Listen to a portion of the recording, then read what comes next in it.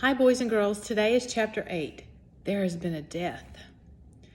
Through a haze of dreams, Anne-Marie heard Henrik rise and leave the house, headed for the barn with his milking pail at daybreak. Later, when she woke again, it was morning. She could hear birds calling outside, one of them close by a window in the apple tree, and she could hear Mama below in the kitchen talking to Kirsty. Ellen was still asleep. The night before, so shortened by the soldiers in the Copenhagen apartment, seemed long ago. Anne-Marie rose quietly so that she wouldn't wake her friend.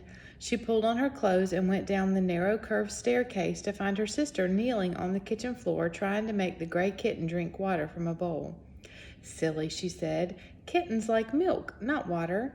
"I'm teaching this one new habits," Kirsty explained importantly, "and I have named him Thor, for the god of thunder." Anne-Marie burst out laughing. She looked at the tiny kitten who was shaking his head, irritated at his wet whiskers, as Kirsty kept trying to dip his face into the water. "God of thunder," Anne-Marie said. "He looks as if he would run and hide if there was a thunderstorm."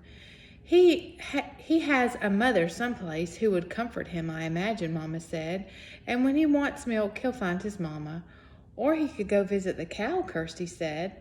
Although Uncle Henrik no longer raised crops on the farm, as his parents had, he still kept a cow, who munched happily in the meadow grass and gave a little milk each day in return. Now and then he was able to send cheese into Copenhagen to his sister's family. This morning, Anne-Marie noticed with delight Mama had made oatmeal, and there was a pitcher of cream on the table. It was a very long time since she had tasted cream. At home, they had bread and tea every morning. Mama followed Anne-Marie's eyes to the pitcher. "Fresh from Blossom," she said. "Henrik milks her every morning before he leaves for the boat." "And," she added, "there's butter, too. Usually not even Henrik has butter, but he managed to save a little this time." "Save a little from what?" Anne-Marie asked, spooning oatmeal into his floured bowl. "Don't tell me the soldiers try to, what's the word?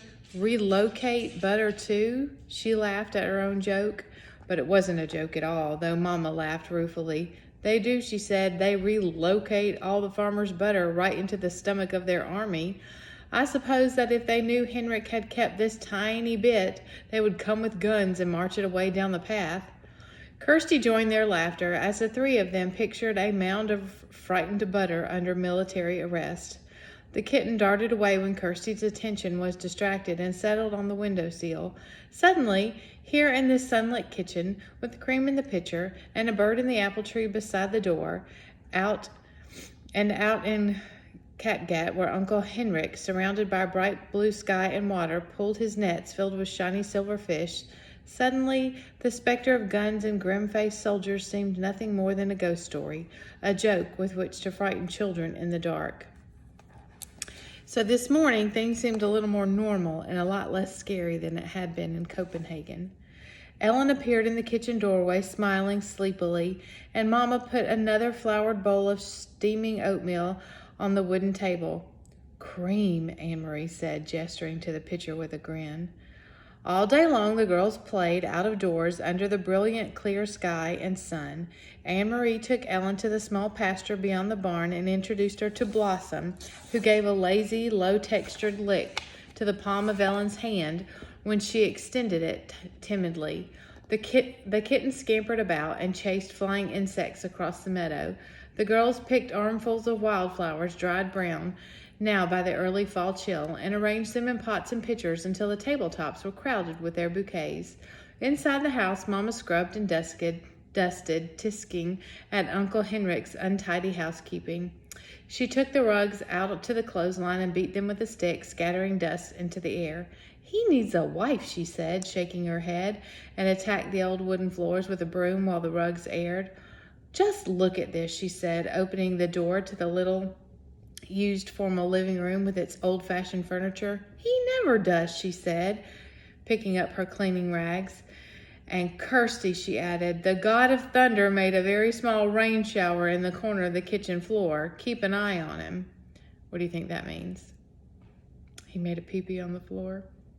Late in the afternoon, Uncle Henrik came home. He grinned when he saw the newly cleaned and polished house, the double doors to the living room wide open, the rugs aired, the windows washed.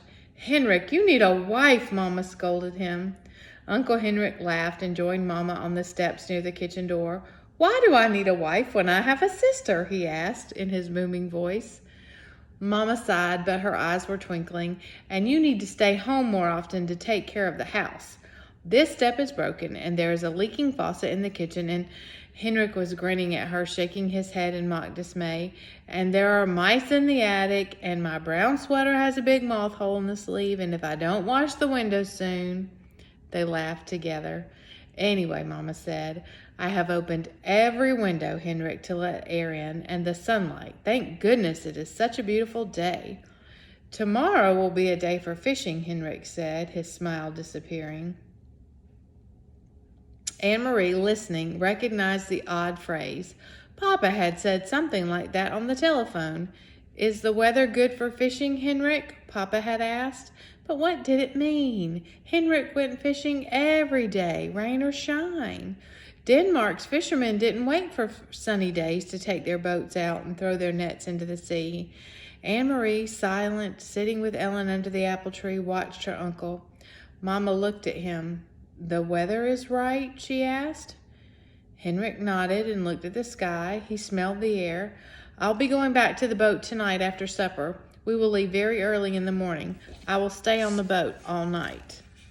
What do you think all this means? He's a fisherman. He fishes every day. Anne-Marie wondered what it would be like to be on a boat all night, to lie at anchor, hearing the sea slap against the sides, to see the stars from your place on the sea. "You have to be prepared in the living... You have prepared the living room?" Uncle Henrik asked suddenly. Mama nodded. "It's cleaned, and I moved the furniture a bit to make room." "And you saw the flowers," she added. "I hadn't thought of it, but the girls picked dried flowers from the meadow." "Prepared the living room for what?" Anne-Marie asked. "Why did you move the furniture?" Mama looked at Uncle Henrik. He had reached down for the kitten, scampered past, and now held it against his chest and scratched his chin gently. It arched its small back with pleasure. "Well, girls," he said, "it is a sad event, but not too sad, really, because she was very, very old. There has been a death, and tonight your great Aunt Bert will be resting in the living room in her casket before she's buried tomorrow. It is the old custom, you know, for the dead to rest at home and their loved ones to be with them before the burial." Kirsty was listening with a fascinated look. "Right here?" she asked. "A dead person? Right here?" Anne-Marie said nothing. She was confused. This was the first she had heard of a death in the family. No one had called Copenhagen to say there had been a death. No one seemed sad. And most puzzling of all, she had never heard the name before, Great Aunt Bert. Surely she would have known if she had a relative by that name. Kirsty might not. Kirsty was little and didn't pay attention to such things. But Anne-Marie did. She had always been fascinated by her mother's stories of her own childhood. She remembered the names of all the cousins, the great aunts and uncles, who had been a tease, who had been a grouch, who had been such a scold that her husband had finally moved away to a different house, so had continued to have dinner together every night. Such wonderful, interesting stories filled with colorful personalities of her mother's family. And Anne-Marie was quite certain, though she said nothing, there was no great Aunt Bert. She did not exist. So they're going to have a funeral for a great Aunt Bert, but no one's sad, and Anne-Marie had never heard of her before. Is there really a great Aunt Bert?